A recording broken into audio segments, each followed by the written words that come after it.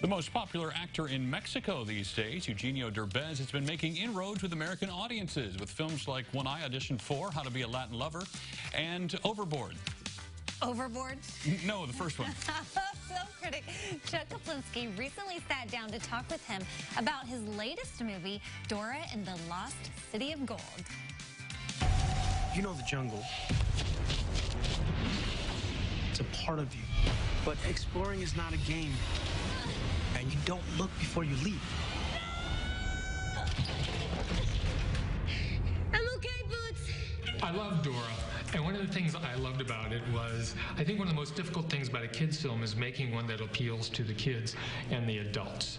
And watching it as an adult who watched Dora with his son, all those things that you included in the film, I just really thought that was very, very clever. Absolutely. You know what? The director wanted to keep the essence of Dora, of the cartoon, but at the same time it has to be different because it's live action. So, for example, it's not the 8-year-old kid anymore, the one that we know. Now she's 18.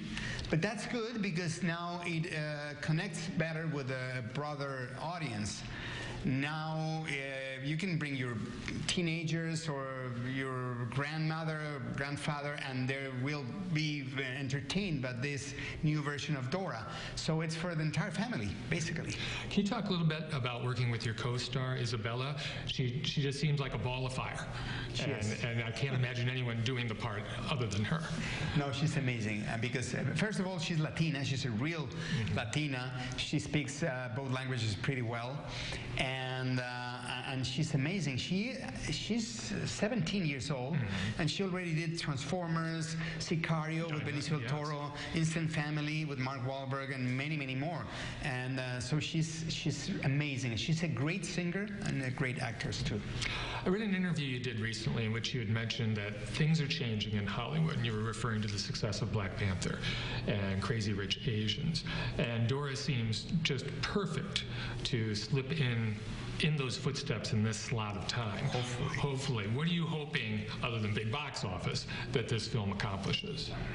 Well, first of all, I think it changes a little bit how Hollywood portrays Latino on screen. Because, you know, every time Hollywood wants to portray a criminal or a drug lord, they hire a Latino actor. So Latinos equal to, you know, rapists or criminals or narcos or whatever.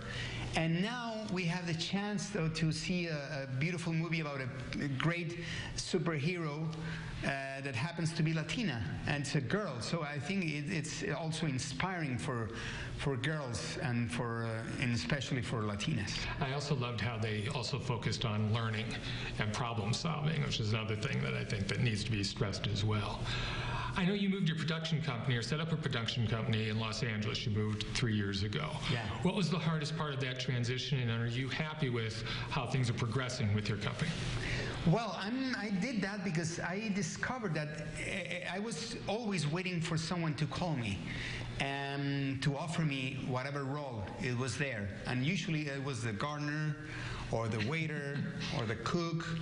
And I was like, if I want to change this, I need to produce my own movies. That's why I decided to open my own production company. I was producing already in Mexico. I had my production company. I produced my own shows and my movies. But here it was a different animal, so I was a little bit scared. But I partnered with another American producer, so now I'm able to do my own stuff, to write my own movies, like Overboard, that we were talking about it, Overboard, How to Be a Latin Lover, Instructions Not Included. So now I'm able to produce my own stuff and to portray a different kind of Latino. Jumping on that, I had read that you were planning a Mr. Bean type physical comedy and hopefully directing it. Where is that? And let's hope that it's out like really soon, because it sounds great. Well, yeah, we came with a very interesting idea of a guy who's living in the Mexican jungle. There's still a lot of dialects in Mexico, and supposedly this guy is really naive and he comes from a tribe in Mexico, and he doesn't speak Spanish, and of course nothing of English. So he comes here to the U.S. for first time. So basically, he can't speak with anyone because so it's kind of a Mr. Bean, a Latino Mr. Bean. But we're working on the scripts, hopefully for next year.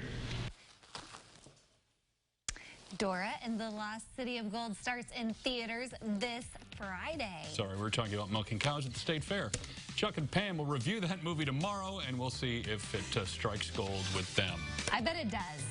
I'm going to call it now. I'm 50-50 on it. I'm not sure yet. We'll see.